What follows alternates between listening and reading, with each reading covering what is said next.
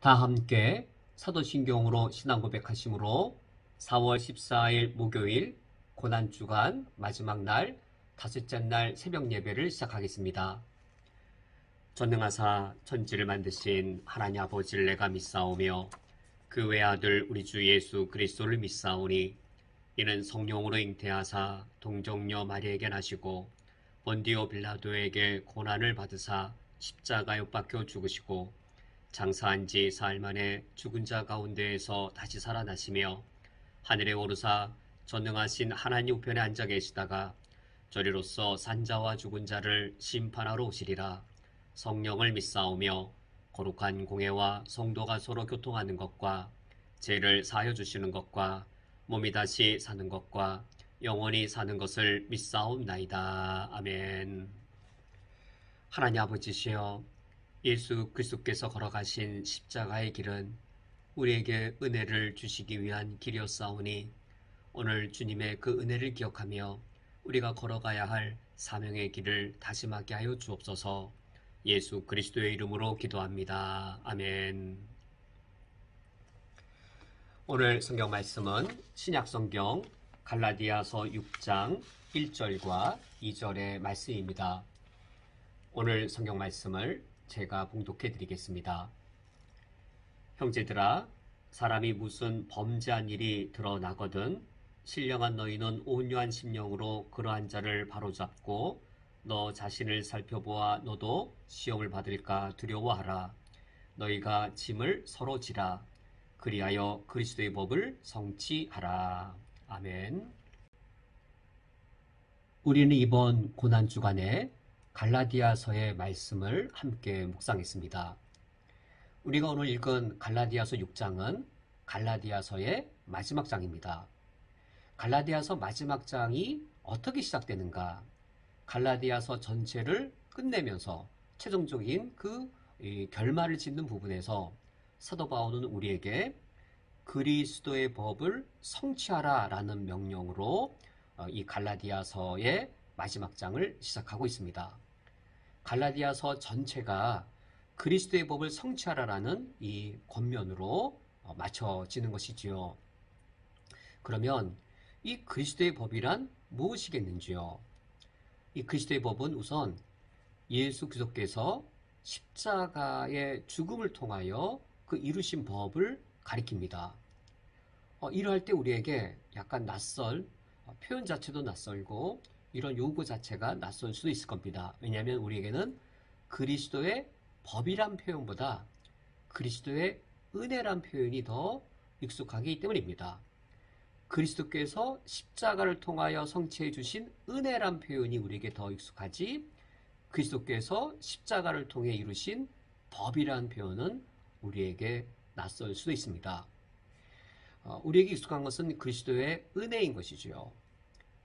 그리스도의 그 은혜, 그리스도께서 십자가에 달려 죽으심으로 우리에게 베풀어 주신 구원의 은혜, 그 십자가의 은혜를 생각할 때 우리는 하나님을 예배하거나 또는 하나님의 은혜를 예수 믿지 않는 분들에게 복음 전도를 통해 드러내거나 하면 이렇게 하면 충분할 것이라고 우리는 여길 수도 있을 겁니다. 그리스도의 은혜, 그 은혜를 하나님께 예배를, 믿지 않는 자에게는 전도로 우리의 사명을 감당하면 그것이 충분한 것이 아닌가라는 생각을 할 수 있습니다. 그런데 그리스도의 은혜가 동시에 그리스도의 법이 된다라고 사도 바울은 우리에게 가르치고 있습니다. 그리스도의 십자가의 은혜가 그리스도의 십자가가 성취된 법, 일이 되는 사실을 우리에게 가르치고 있습니다. 왜 그러한 것일까요? 그것은 이러합니다. 만약 그리스도의 십자가가 나 한 사람을 구원하는 것으로 그치는 것이었다면 그리스도의 은혜로 충분할 수 있을 겁니다.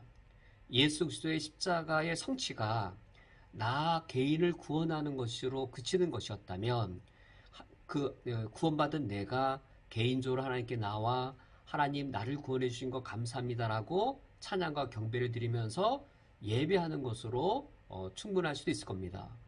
나 개인의 구원받은 것이 너무나도 기뻐서 아직 믿지 아니한 사람들을 봤을 때 하나님의 은혜를 나타내는 예수 그리스도의 복음을 증거하는 전도의 사명 감당하는 것으로 사명의 가장 중요한 부분을 행했다라고도 할 수 있을 겁니다. 그런데 그리스도의 은혜, 그리스도의 십자가의 은혜로 그치는 것이 아니라 그리스도의 법, 예수 그리스도께서 십자가를 통하여 성취하신 법이라는 이 법이란 면에 우리가 하나님을 향해 예배하고 또 이 믿지 않는 자들을 향해 그리스도의 복음을 전하는 것, 이거 외에 아주 중대한 면이 있음을 우리로 하여금 알게 하고 있습니다. 그것은 무엇이겠는지요? 바로 이겁니다. 그리스도의 십자가가 우리 각자 개인을 구원하는 은혜로만 그친 것이 아니라 교회 공동체를 세우는 것이 되었기 때문입니다. 그리스도의 십자가의 은혜로 구원받은 각자 한 사람 한 사람이 그저 흩어져 있는 것이 아니라 공동체를 형성해서 하나님 나라에 이 땅에 임한 이 하나님 나라의 모습을 구현하였는데 그 교회 공동체를 다스리는 법이 바로 그리스도의 법이요. 그 교회 공동체를 다스리는 그 법은 우리가 구원받은 그 은혜, 우리가 구원받은 그 그리스도의 그 은혜가 우리 교회 공동체를 다스리는 그리스도의 법이 된다라는 말씀입니다. 과연 그것은 구체적으로 어떤 사실이겠는지요? 6장 1절 말씀에 상황이 주어지고 있습니다. 형제들아 라고 부르는 것으로 보아서 이제 이 글을 읽고 이 권면을 듣는 모든 사람들은 다 예수 그리스도를 믿는 그리스도인들, 성도들입니다. 성도들을 향해 형제들아 라고 부르면서 사람이 만일 무슨 범죄한 일이 드러나거든 이라고 하여서 여기서의 사람도 이 불신자가 아니라 교회 공동체 안에 있는 우리 형제들을 가리키는 것이죠. 우리 형제 중에 누군가가 범죄한 일이 드러났을 때 어떻게 할 것을 명령하냐면 태도에 있어서는 너희는 온유한 심령으로 라고 하여서 온유한 태도를 취할 것을 우리에게 말하고 있습니다. 그리고 이 범죄한 형제에 대하여 우리가 갖고 있는 목적은 온유한 심령으로 그러한 자를 바로잡고 라고 하여서 바로잡는 것을 목적으로 삼으라라고 명령하고 있습니다. 여기서 온유한 심령, 온유의 심령은 용서의 영입니다. 용서의 영으로서 온유함의 이 상대가 되는 것은 정의의 원리입니다. 이 정의의 영은 용서가 가능하지 않습니다. 정의가 이루어질 때 용서는 이루어질 수가 없습니다. 온유의 영이, 온유한 심령이 바로 용서의 영이고 이 온유한 심령은 정의의 영과 서로 이제 상대되어지는 것이지요. 만약 우리 형제 중에 누군가가 범죄한 자로 드러났을 때 그때 우리가 정의의 영으로서 그를 처벌하려고 한다면 거기서는 재용서가 가능하지 않은 것이죠. 그러므로 우리의 태도에 있어서는 온유한 심령을 가지라고 말하고 있고 온유한 심령을 가질 때 이 범죄한 형제의 처벌보다 가능해지는 일이 있습니다. 재용서를 넘어선, 재용서를 능가하는 무엇이 가능하냐면 1절 말씀에 온유한 심령으로 그러한 자를 바로잡으라 라고 말하고 있습니다. 온유한 심령으로 범죄한 자를 단순히 용서해 주어라가 아니라 용서의 영인 온유의 이 태도를 취하고 그리고 목적으로서는 그 형제를 바로잡을 것을 목적으로 삼으라라고 하고 있습니다. 그렇다면 이것을 어떻게 실천할 것인가? 바로잡기 위해 어떻게 해야 될 것인가? 2절 말씀에 너희가 짐을 서로 지라라고 명령하고 있습니다. 일방적으로 내가 짐을 지는 건 아닙니다. 왜냐하면 우리가 교회 공동체에 있을 때 일방적으로 누군가만 범죄를 하고 누군가만 오류를 범하고 누군가만 흠을 갖고 있는 것이 아니라 동일하게 마찬가지의 오류와 흠과 여러 많은 연약함, 그런 범죄함까지 나에게도 있는 것이죠. 그러므로 짐을 서로 지라라고 명령하고 있습니다. 이때 짐을 진다라고 하는 것은 내 형제의 약점, 내 형제의 부족함, 때로는 내 형제가 저지른 죄의 결과, 이것을 짐을 지라 하는 것이죠. 이처럼 태도에 있어서는 온유한 심령으로, 목적에 있어서는 바로잡고자 하는 목적을 가지고, 그리고 실천에 있어서는 서로 짐을 지라 라고 명령하시면서 그리하여 그리스도의 법을 성취하라라고 말씀하십니다. 왜냐하면 예수 그리스도께서 바로 나에게 이와 같은 구원의 은혜를 베풀어 주셨기 때문입니다. 우리 각자가 구원받은, 우리 각자가 누린 구원의 은혜를 보면 예수님께서 내가 범죄한 일이 드러났을 때 온유한 심령으로 나를 바라보셨고, 예수님의 목적은 나를 처벌하는 것이 아니었습니다. 용서의 영이신 온유의 영으로서 나를 바라보시면서 나를 또 단순히 내 죄를 용서해 주시는 게 목적이 아니라 나를 바로 잡고자 하시는 것이 예수님의 목적이었습니다. 그것을 위하여 주님이 택하신 방법은 무엇이었냐면 나의 짐을 짊어지시는 것이었습니다. 나의 연약함, 나의 부족함, 나의 오류, 나의 죄악됨, 이것을 예수님께서 짐져 주셨습니다. 언제까지 짐져 주셨냐면 끝까지이지요. 나를 바로잡기 위해, 내가 바로잡아질 때까지 오래 참음으로 짐져 주시는 것이죠. 70번씩 7번이라도 짐져 주시는 것이죠. 7번도 많고 70번도 많은데 70번씩 7번을 70번씩 끝없이 나의 연약함을, 나의 흠을, 나의 부족함을, 나의 죄악됨을 예수님께서 십자가에 그 짐을 지시는 나의 존재, 나 같은 존재, 십자가에 불과한 나 같은 존재를 주님께서 짐져 주셔서 내 죄를 용서해 주시고 내 흠을 품어 주시고 나를 온유함으로 내가 바로 잡아질 때까지 나를 예수님께서 짐져 주셨습니다. 이것이 구원의 은혜입니다. 이것이 내가 누린 구원의 은혜입니다. 이런 구원의 은혜를 입은 그리스도인들이 개별적으로 있는 것이 아니라 교회 공동체를 형성하고 하나님의 나라를 이루게 됩니다.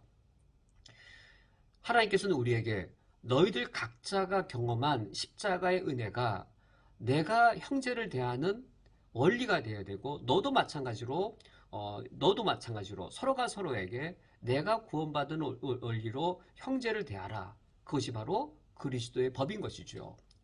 이러할 때 이 땅 안에 이루어진 교회 공동체는 하나님 나라의 실현입니다. 하나님 나라가 이 땅에 임하게 되는 것이죠.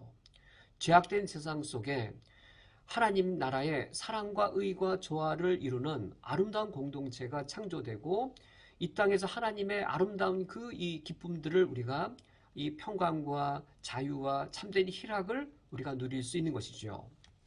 이 세상에 나갔을 때 서로 경쟁하고 서로 비교하고 서로를 짓누려고 하고 내가 살아남기 위해 상대방의 흠을 엿보고 과연 그런 이 세상에서 나의 약점을 드러낼 수 있겠나요?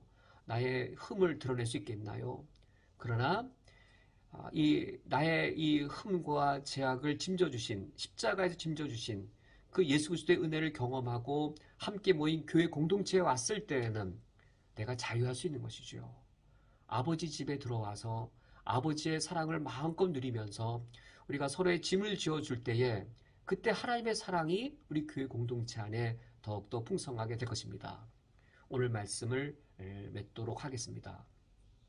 예수 그리스도의 십자가의 은혜, 그 은혜는 나 개인에게 적용되는 것으로 그치지 않았습니다. 십자가의 은혜가 나뿐만 아니라 내 옆에 있는 모든 형제들에게 다 적용되었고 하나님께서는 우리들을 하나의 공동체로 모이게 하셔서 그리스도의 법을 성취하도록 우리에게 명령하셨습니다. 내가 받은 은혜대로, 내가 받은 그리스도의 은혜대로 내가 그리스도의 법을 성취한다면 이 땅에 하나님의 나라를 보여주는 아름다운 교회 공동체가 창조될 겁니다. 우리가 십자가의 은혜를 누린 자답게 십자가의 은혜를 풍성히 누린 것만큼 우리가 그리스도의 법을 우리가 성취하여서 하나님 나라의 그 아름다움들, 하나님 나라의 희락과 기쁨이 넘쳐나는 그런 교회 공동체를 우리가 쿠웨이트 땅에 이룰 수 있기를 주님의 이름으로 축원드립니다. 함께 기도하시겠습니다. 너희가 짐을 서로 지라. 그리하여 그리스도의 법을 성취하라. 하나님 아버지시여, 내가 온전하지 못하며 내가 흠이 많은 사람인데 그래 나 홀로 살아갈 수 없으며 도움과 사랑이 절실히 필요한데 나를 구원하셔서 나 홀로 영적 고아로 내버려 두지 아니하시며 이 쿠웨이트 땅에 쿠웨이트 한인연합교회 교회 공동체를 허락해 주시며 하나님을 아버지로 함께 모시고 형제자매로 이와 같이 천국 공동체를 이룰 수 있게 하심에 감사드립니다. 우리 각자 그리스도의 은혜를 누린 자들입니다. 각자 그리스도의 은혜를 누린 자로서 그리스도의 법을 성취하는 저희들 되게 하여 이 땅에 하나님 나라가 구현된 아름다운 공동체를 날마다 이루어가게 해 주옵소서. 예수 그리스도의 이름으로 기도합니다. 아멘. 다 함께 주기도로 오늘 예배를 폐하겠습니다. 하늘에 계신 우리 아버지여, 이름의 거룩히 여김을 받으시오며 나라가 임하시오며 뜻이 하늘에서 이루어진 것 같이 땅에서도 이루어지이다. 오늘 우리에게 농한 양식을 주시옵고 우리가 우리에게 죄 지은 자를 사하여 준 것 같이 우리 죄를 사하여 주시옵고 우리를 시험에 들게 하지 마시옵고 다만 악에서 구하시옵소서. 나라와 권세와 영광이 아버지께 영원히 쌓옵나이다. 아멘.